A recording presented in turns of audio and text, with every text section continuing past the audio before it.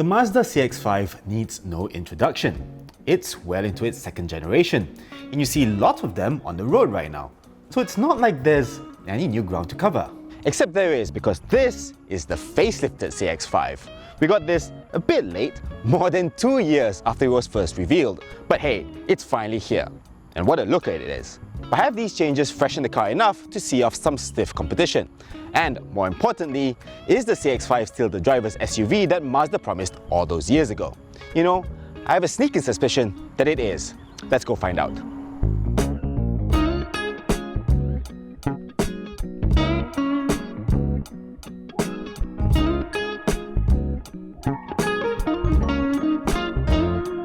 Prices for the facelifted CX-5 started around 144,000 ringgit for the base 2-litre mid.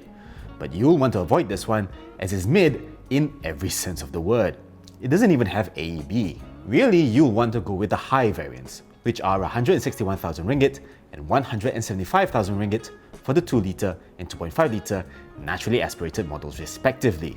But the ones you really want are the turbo models, and these are quite expensive.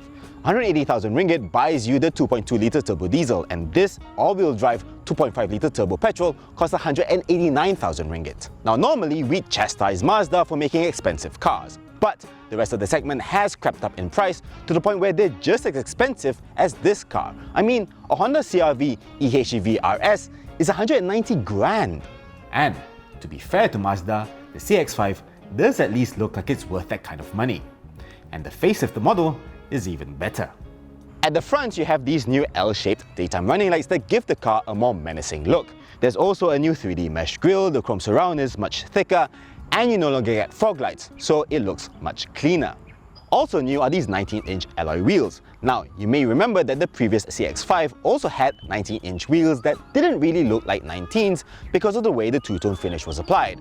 These, on the other hand, are bang on. They look just right for this size of car.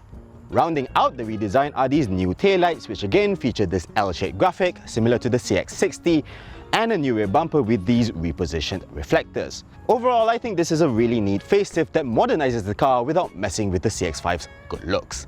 Really, I have only two complaints. The first is that the Malaysian CX-5 loses out on the glossy body cladding that you have in other markets. I'm not really a fan of the body colored one, but I think the gloss black cladding looks really cool, and you do lose out on that fresh new look with this black plastic finish. The second is that the CX-5 still uses this ugly black button for the keyless entry. The car does have proximity locking, so walking away isn't such a problem.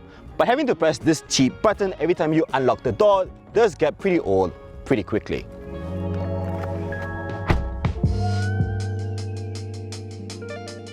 Inside, the CX-5 still feels quite premium, and it's only now that rivals are starting to catch up. There are lots of soft touch materials with nice stitching, and overall, everything has been built to a high standard, as to be expected from Mazda. There are a few faults. This very top of the dashboard feels a bit rubbery, and I wonder if after a few years under a hot sun, it will start to melt. The fake wood trim looks very fake, and the seats, even though they're new, still don't provide enough lateral support, even though there is quite a bit of lumbar support, and the center section is actually pretty grippy. And the few hard plastics that are there feel a bit scratchy and hollow. And like many Mazdas, there isn't much storage space. These cup holders are a bit shallow, and the center armrest storage is nothing like as big as you find in the new CR-V. But overall, this is still a very pleasant place to be. The CX-5 is quite an old car now. It's 7 years old. By Japanese standards, it should have been replaced a long time ago. But I contend that this old schoolness actually makes this the perfect car for today. I mean, this car still looks fresh. The only thing that really sticks out is this 8-inch touchscreen, which is small and it still runs the old Mazda Connect infotainment system. It's really dated now, and the fonts don't really match those of the instrument cluster. But look at this, you have just 5 things you really need: apps, music, phone, navigation, and settings. And all the menus are really nicely laid out, and the icons are not strewn everywhere. The touchscreen does lock out once you start driving, so using Apple CarPlay is a bit of a pain using this rotary controller, but still, it's a good system. But wait, there's more. If you want to change the temperature for the aircon, there's a dial for it. If you want to change the fan speed, there are buttons. If you're parking and you want to bring up the 360-degree camera, there's a button for that too. there's a button for the front parking sensors, the start-stop system. If you want to change the driving modes, there's a rocker down here, and there are only 3 settings: Sport, Normal, and Off-Road, because this is an all-wheel drive car. There are hard buttons on the steering wheel, no capacitive touch nonsense here, and there's a good old-fashioned control knob for this center touchscreen. There's something to be said about having all your controls at hand, and while it seems so trivial to be talking about something so basic, that's the world we live in right now, where you have everything in the touchscreen, and it's so nice to just have buttons. That's not to say that the CX-5 is lacking in tech. In front of you, got a 7-inch display for the speedometer and the trip computer, and it's all very classy and legible and clean. And while having analog dials on either side may seem a bit outdated, that's not such a problem when they look this good. Then on top, you have a head-up display that shows all the information you need, and the distance graphic when you use the adaptive cruise control is really neat. You also get wireless Apple CarPlay and Android Auto, plus the Qi wireless charger that's new for 2024. If you don't want to use that, you've got 2 USB ports at the front and rear. So if you need to charge your phone, you can simply... Hang on a second, are they all USB-A? There's no USB-C ports anywhere? This is 2024, what the f***? Yeah, it's not perfect. And there's more. The aircon controls are mounted so low, they're aimed at your knees. And there's no central lock button, so if you want to unlock the doors, you have to pull on this roller thing, like an old Proton. And this 360-degree camera is so low res, it's almost useless. It's like watching a 3GP video. Plus, at night, the center screen reflects on the windscreen, which is distracting. And the border between the slightly grey instrument display and the rest of the cluster is a bit glaring. And worst of all, this car still doesn't get a Bose sound system, which, for a car at this price, is criminal, even though this standard 6-speaker sound system is actually not too bad. But with the rest of the cabin being so well sorted as it is, there really isn't that much to complain about. The CX-5 has never been the most spacious at the back, and that's still the case. But actually, it's not too bad. You still get lots of legroom and headroom, and you get plenty of space underneath the front seats for you to slide your feet underneath. I wouldn't recommend you sitting in the middle though. There's this big central hump, and this center console reaches quite far back, so you have no choice but to spread your legs. And that means that if you have 3 people at the back, they all have to fight for space for their feet. You also get a very limited amount of recline for the backrest, and you can't slide the rear seats forwards and back to get more boot space. On the plus side, you do get your own air vents and an armrest with 2 cup holders, a space to put your phone, and the 2 USB ports that I mentioned earlier.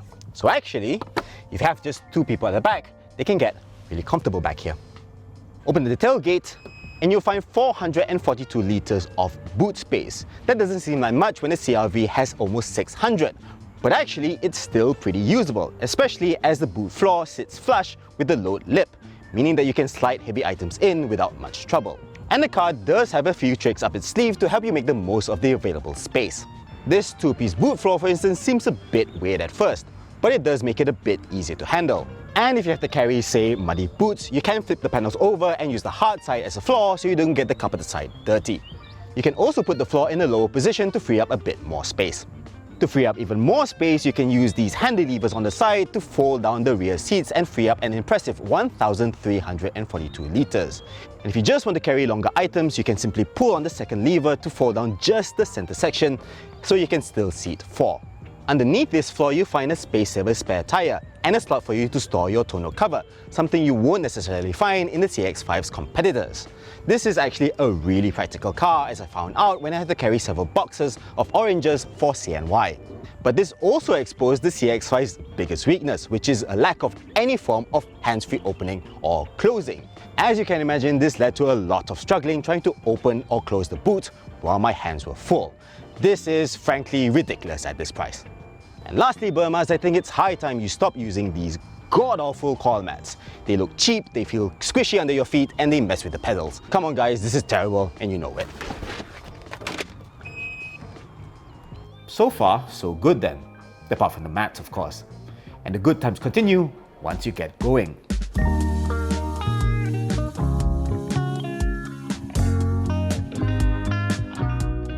The CX-5 comes with the same choice of engines as before, including 2-litre and 2.5-litre naturally aspirated petrol engines and a 2.2-litre turbo diesel. This is the range-stopping 2.5-litre turbo petrol, and it's good. It's a big engine with a turbocharger, so of course it's powerful. It makes 228 horsepower and 420 Newton meters of torque. That's a lot more than what you get in the Proton X70 or the Honda CR-V with their tiny 1.5 litre engines, and you definitely feel the extra torque when you put your foot down. There's a little bit of turbo lag, but after that, the CX-5 just goes.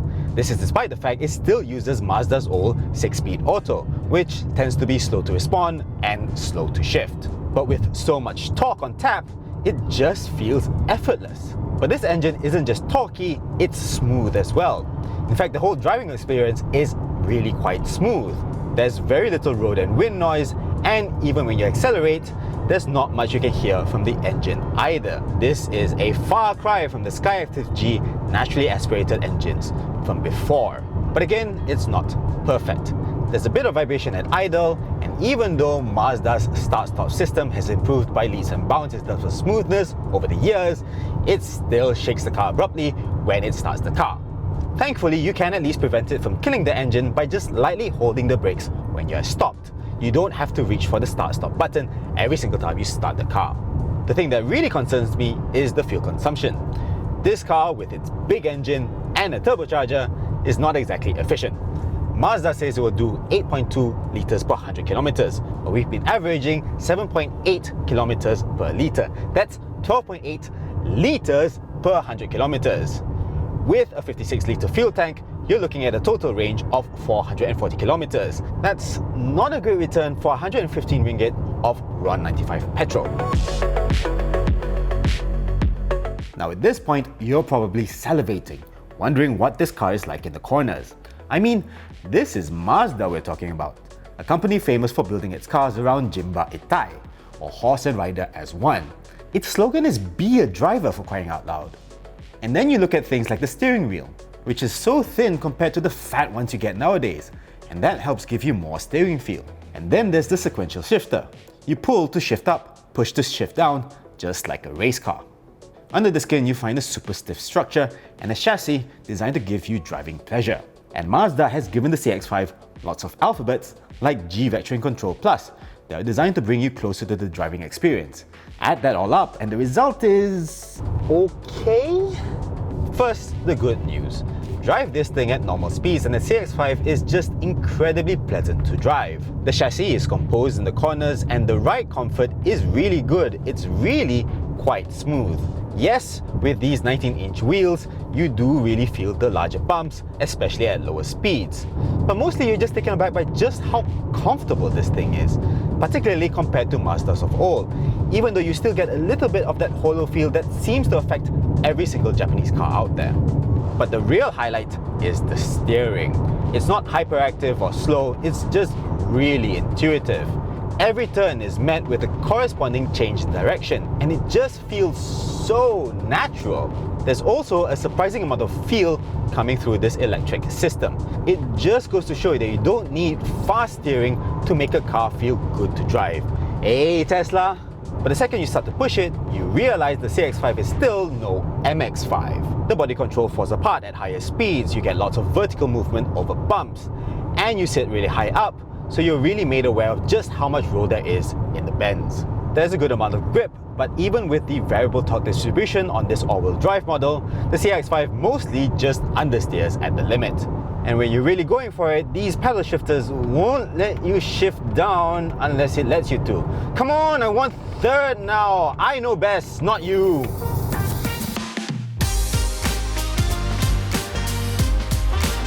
Driving this car, you realize that the CX-5 is not a driver's car, at least when it comes to ultimate ability.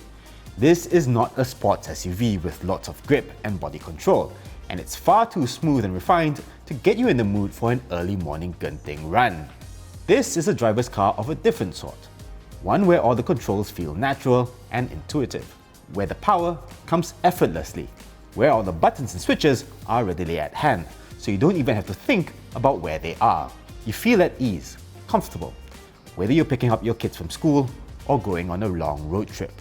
I'll give you one example. This car comes with level 2 semi-autonomous driving, which isn't the patch on Tesla's autopilot. It doesn't have anything like the spatial awareness, it wanders about in its own lane, and it can't handle anything more than a slight bend.